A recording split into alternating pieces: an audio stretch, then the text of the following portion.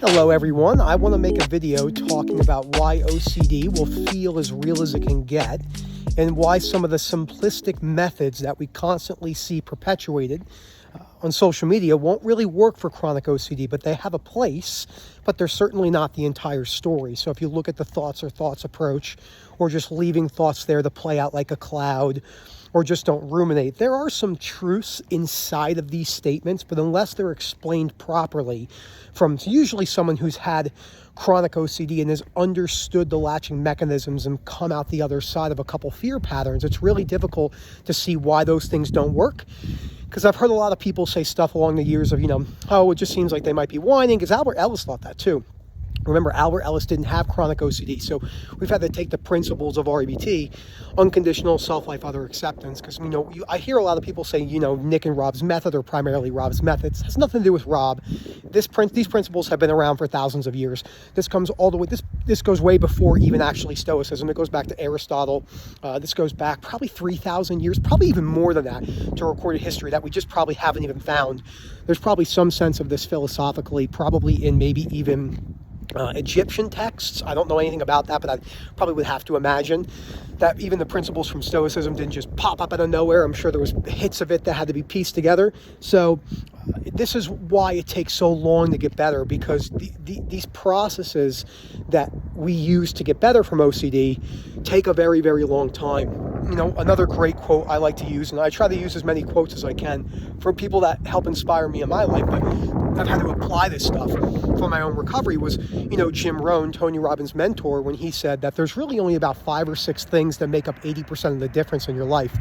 And I do heavily agree with that, because when I look at the things in my life that have made the most difference to my life, it's only been a couple things, to be honest. A lot of it comes down to just boring consistency day in, day out, and finding the small joys. So before I go any further, please subscribe, hit that like button down below. Like I said, we have that awesome direct message link on What's Up to Phil, so we can get you in right away. Slots are obviously very busy around this time of year. Holiday suffering is not easy for OCD and anxiety sufferers. Like I said, we work all over the world, 80 countries or so, probably more. Translator calls when needed. And we have the webinars at 8:30 p.m. on UK time, and sometimes we do double and stuff like that. So the busier that we get, we'll probably add a second webinar in and kind of see how that plays out. So I'm going to kind of use some examples of myself of how real OCD will feel. I'll use the 2 biggest fear patterns of mine, which were, 3. The first one was sensory motor, primarily saliva and swallowing, but I've had many others. I had blinking, hyper-awareness, breathing at times, body part hyper-awareness, extreme depersonalization and derealization for about 3 years straight. I mean, when I say that, when I had DPDR, I basically had it every second of the day for a very, very long time, to where it didn't even bother. One of the things that actually got me better from that is I just came to this deep acceptance that I said, I've been stuck like this for so long that if it continues forever, it's not 100% horrible. That had let off so much steam, but there was years, like a year and a half, where I had no active involvement with it at all. I just had to let it play out and just slowly chip away at it, maybe a couple times a month. That's how long it can take. But when it came to my sensory motor, it felt like when you have saliva swallowing OCD feels like every time you swallow like this, it feels like you're swallowing a golf ball that you can't quite get down your throat, and it gets stuck there. It's this huge lump in your throat, with a dryness sensation for many people. And then saliva OCD, sensory motor saliva OCD, feels like you have a Capri Sun package completely leaking underneath your tongue all day, and you can't speak properly, or you have a hose underneath your tongue. I like the hose example. I think that's a really great analogy for that when I was thinking about that. And then when I had both of them, it felt like I had a hose underneath my mouth all day with the Capri Sun, plus I was swallowing the golf ball. To be honest, it felt like I was swallowing a basketball. It just felt so intrusive. The blinking one feels so real. It feels as if like as if someone's like shutting a blind on you all day. Just shut the blind, shut the blind, shut the blind. And it's just, I would have this constant headache and just this. I remember one time I was sitting on the couch and my friend said to me, it was so funny, they're like, "Why are you doing this?" I still can see her face. And I was like my eyes were really wide. And I was like, "What do you mean?" And she's like, "I just feel like your head's really squinty." And I'm like, in my mind, I had been stuck with only OCD for about a month at that point. So in my mind, I was like, "Oh, yeah, well, my life is basically over, so that's why I'm doing it." Now, body dysmorphia, I'm going to tell you how real that felt. That was tough.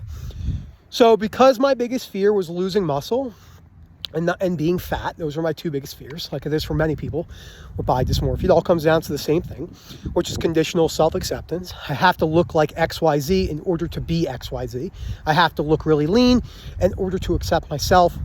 It's like when I see people at the gym who are in the off season, they're very down and not that happy. And then when they're competing in bodybuilding, they're like ecstatic. It's because they have their whole value system based on the way they look. And that's not good. That doesn't mean you can't compete or want to be in shape. It just means that you might want to work on your belief systems, or you're going to have some problems, more than likely. That's why we see so many problems in the fitness world, so much strong conditional acceptance. So because that was my main fear, that perpetuated everything around my life. So it was perpetuating how I was eating. It was perpetuating how I would do yard work or mow. If I was doing something that involved any amount of activity that I did not deem necessary for building muscle. So remember, I didn't do cardio for years. I hike now, but I didn't. I would have never hiked when I lived in Florida. I mean, there's no way. Because I lived in Florida from 2010 to 2020. For 10 years, there's no way. I did no cardio. As someone, there could have been a gun in my head. I'm not kidding. I was so crazy with this because the fear was so high. You have to go for a run right now. I'm telling you, you would have had to have a gun to my head threatening me. That's how afraid I was of losing muscle from cardio. Now I do cardio a couple times a week, and I hike these big mountains, and it's really, really strenuous on your body, and not the best thing for building muscle, but none of that actually matters. What matters is just consistency in the gym and trying to push yourself and realizing it's a piece of your life and not your entire life. But because it felt so real, like if I was running or walking fast or doing something that I deemed was going to make me become catabolic or lose muscle, it would feel as if muscle was falling off my leg, like you were shredding meat, like at a Brazilian steakhouse. Same thing when it came to doing any yard work. I did not do yard work. I avoided. One time I got a job as painting boats, like bottoms of boats, when I lived at my dad's house in Jersey.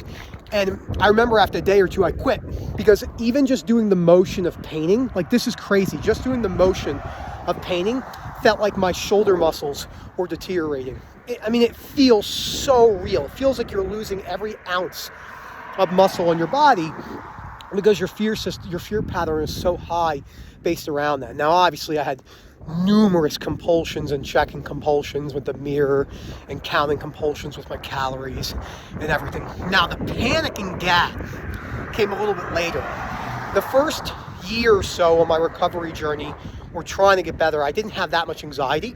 I had much more depression, isolation, avoidance behaviors, but I wasn't really that anxious. I had jolting panic attacks at night, but it wasn't a constant.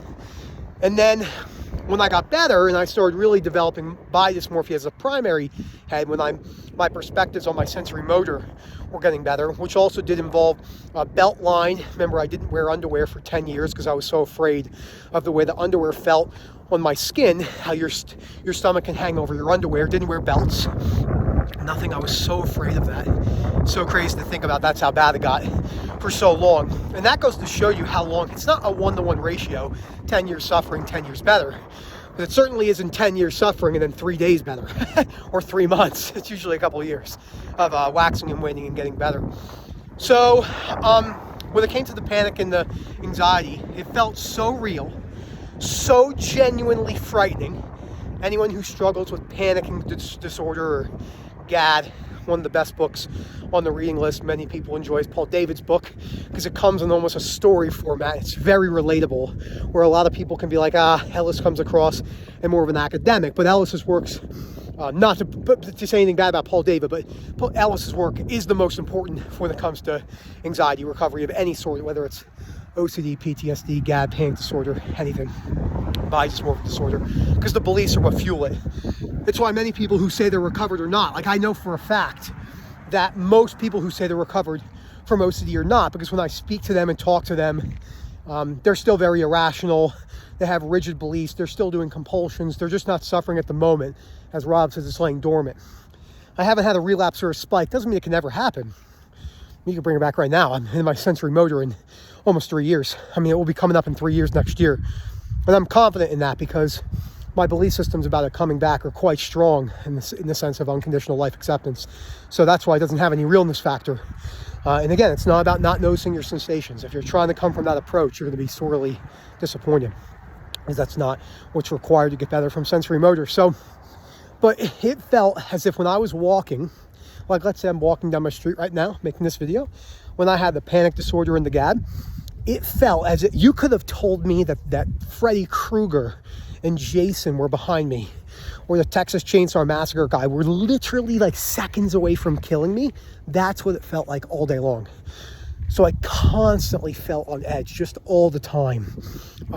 I had every symptom that all of you know. Had the heart palpitations, I had the sweaty. I never was a sweater. I remember it was so bad that I would be like, my arm would be like writing like this, and I could feel the sweat like pouring off my armpits. It was nuts. I'm like, this is crazy, you know? The good thing for me, one thing I would say that has given me such an edge, is I never went down the route of, I don't know why I didn't do this. I just, maybe in the beginning, to me, with my, belief systems at the time, I had never been like, oh, well, that's just my OCD. Rob can attest to that. I've never said those words. I've never been like, oh, it's just my OCD. I always knew that it didn't matter whether it was OCD or not, no matter what the fear was. The severest POCD, harm, existential, sensory motor, because I've had dabbles with everything like many of us have. And I just knew that trying to separate those didn't mean anything, because I tell people, when you're looking at things you want to achieve in your life, try not to separate OCD in your life. OCD is your life in the sense of it's part of you. Whether you're recovered or not, it's still part of your genetics, more than likely. So like when you set a goal that says, I want to work on patience, you are working on OCD recovery. You don't have to separate them. That doesn't mean you can't from an exposure standpoint, but it doesn't, you don't have to separate them so methodically, as I tell people. So, and that's how real it felt. I would say to me, they all felt, obviously, when I was stuck in each one, they all felt really tough. I obviously was very suicidal for a long time. I was in the mental hospital.